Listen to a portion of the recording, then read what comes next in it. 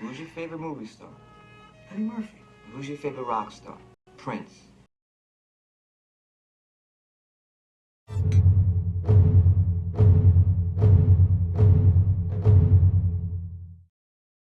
Michael Jackson would write the Batman theme. George Michaels would write the Love theme, and Prince would write the Joker theme. Mark Canton's big hit up to this point had been Purple Rain. Then Mark Canton and Peters wanted the Prince music. Prince is probably the most impressive single person. Why? Because he's incredibly inventive, but he's using a lot of old. He's coming from all sorts of areas from the past, and he's pushing them all through a blender, so they come out oozing and dripping with honey, sex, and having that love sexy. Wow. You know, I just want to stand in the room with you, I just want to touch you a little bit, and then I want to. It's like wow. Not at all sexist, but just sexual, you know. And I don't know whether I'd like to work with him because he's so powerful.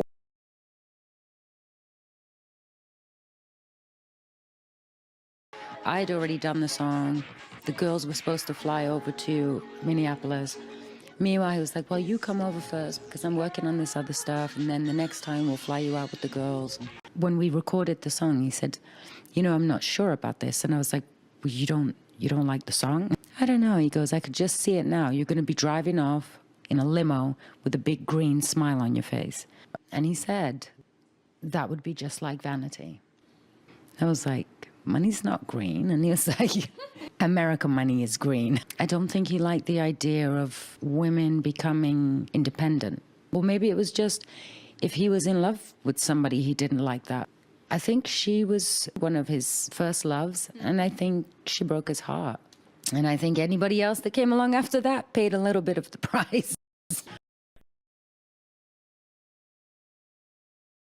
Bob Kane and Bill Finger built Batman. America's #1 crime fighter, Batman. Yes, Batman. Batman is Bruce Wayne. He is a millionaire who, as a boy, saw his parents murdered before his eyes.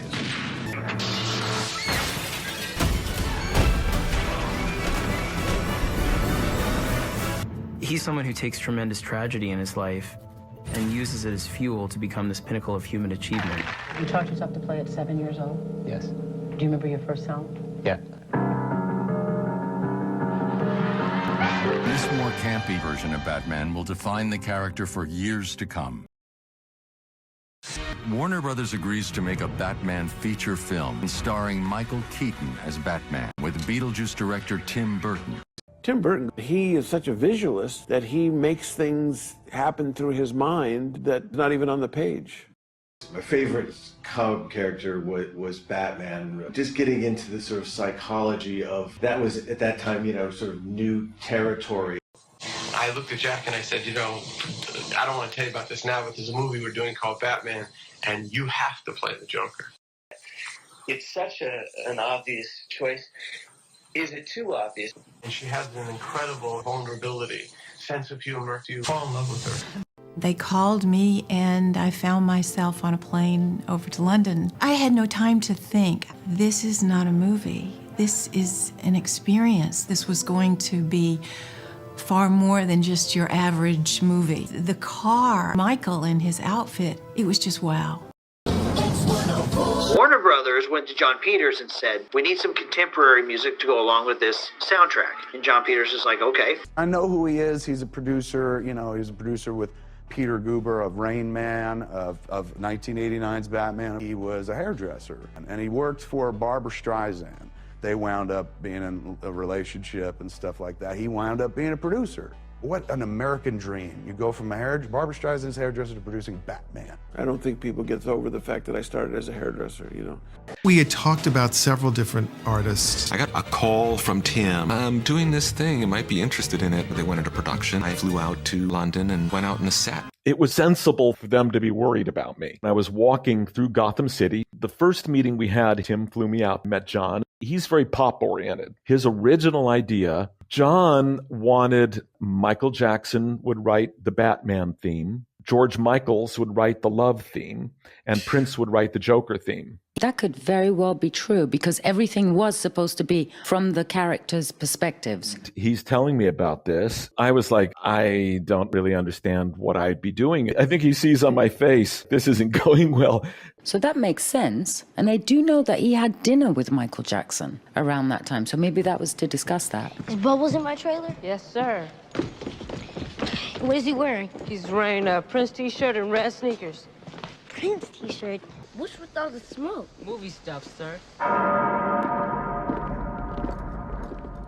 Because I remember he had dinner with him. They sat down to have dinner, and Michael turned to him and went, "Do your parents ask you for money all the time?" They both laughed, and I asked if the monkey was there. Because I didn't go, but I was really excited. I always liked Michael Jackson. I was like, how was dinner? How was Michael Jackson? And was the monkey there? He was like, yep, sitting right next to me. But I don't know if I believe him. So obviously a lot of the comic book characters fit into that kind of mythology of somebody who doesn't, fit in, who's somebody who doesn't belong. That sort of exploration of feeling like an alien on a planet and being different and having to sort of hide yourself in some ways and suppress certain sides of yourself. And Straight up 5 o'clock, I'm Dave Rogers. They talked about Michael Jackson, talked about George Michael. Well, who'd they settle on? Prince. And then it came down to like, you know what, we want you to co-write a score with Prince. I mean, I'd written the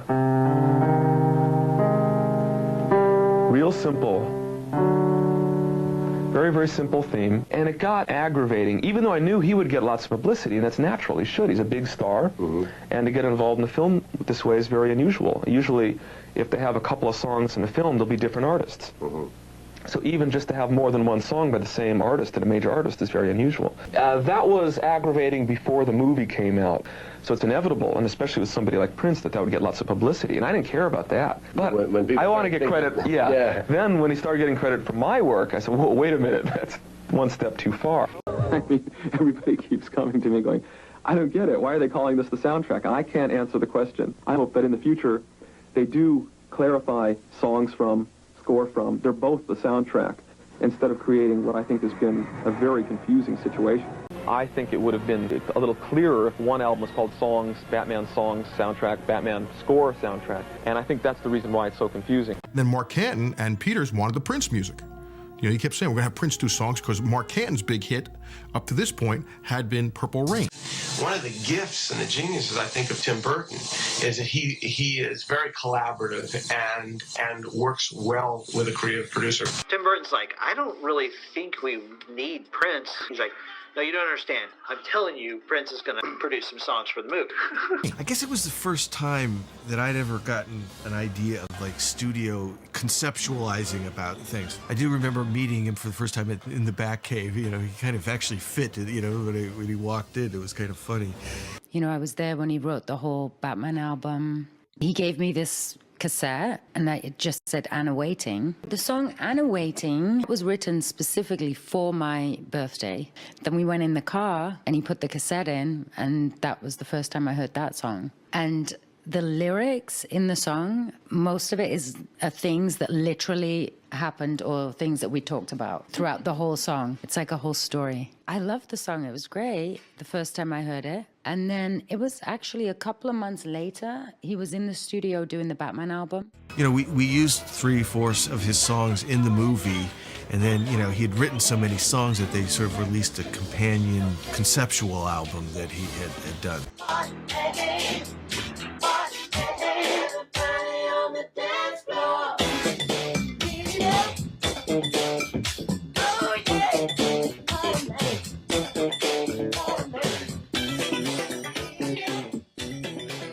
He came up with some crazy song, and that hit before the movie. So that was a great sort of juggernaut with it. That was a huge hit.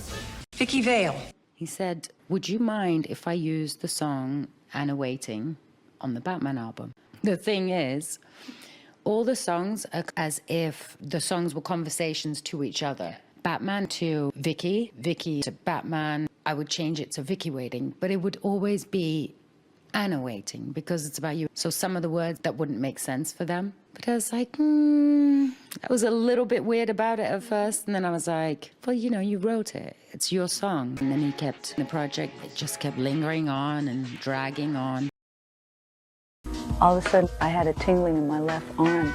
I was driving in the car, leaving the studio, and it felt like I was having a heart attack. My lung had collapsed 80%. You know, I had to take one day at a time and take, even walking one block took a lot of effort. I just had to start all over again.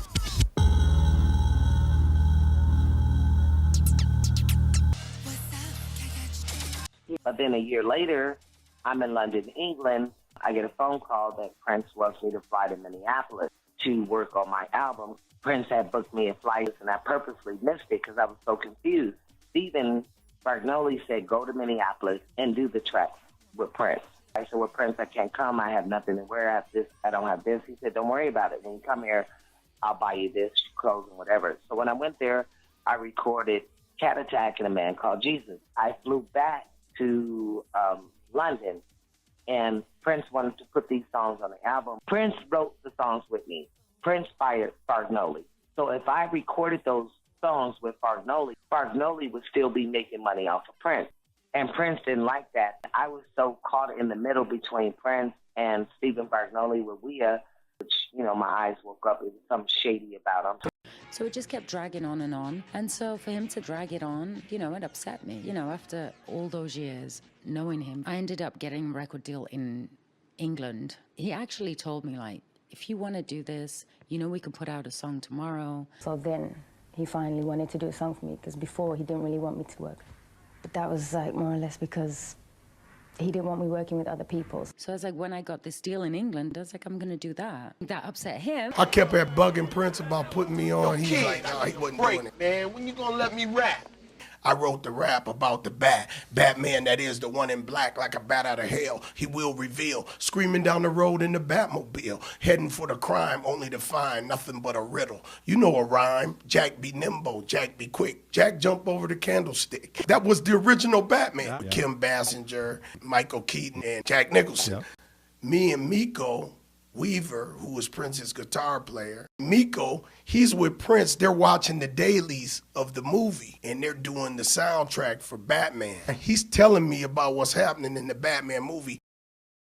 So, but in the meantime, in between time, and so I told the story about what Miko was telling me he was seeing on the dailies. Yeah. I put the shit together. Miko did the track, and I put the shit out. And his brother, Dwayne, said, dude, Warner Brothers was asking Prince, did he have anything to do with that song? He didn't know at that time I was working on the Bat Rap. Who did that? And, you know, Prince had been putting it out under Jamie Starr and all kind of little fake names and stuff. So they didn't know. They thought maybe he just put some out there, right? Prince said no, he didn't have nothing to do with it. They asked him, well, how does he know all about what's going to happen in the movie?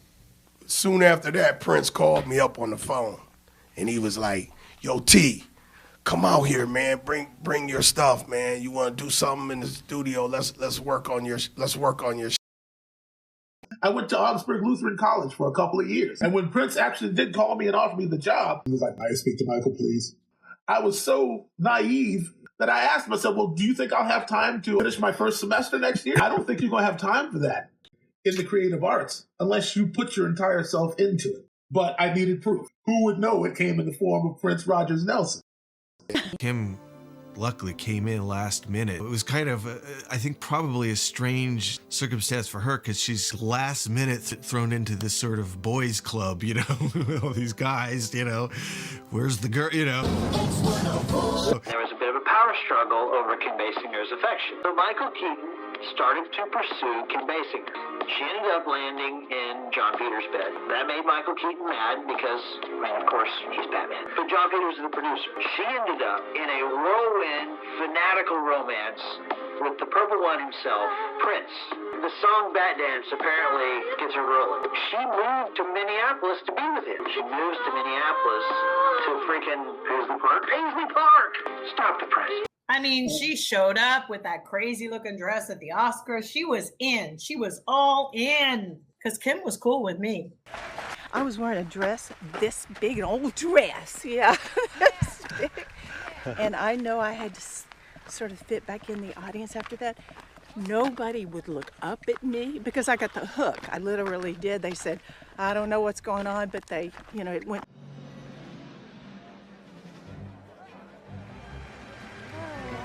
during my whole thing. So, no, it wasn't how I felt. I felt, sometimes there's something in your gut that just says, you got to get up and you got to do it, you got to go. That's the biggest truth of all, and that's do the right thing. But there is one film missing from this list that deserves to be on it. It might tell the biggest truth of all, and that's Do the Right Thing. And I had a really nice part between me and Kim. It was ace.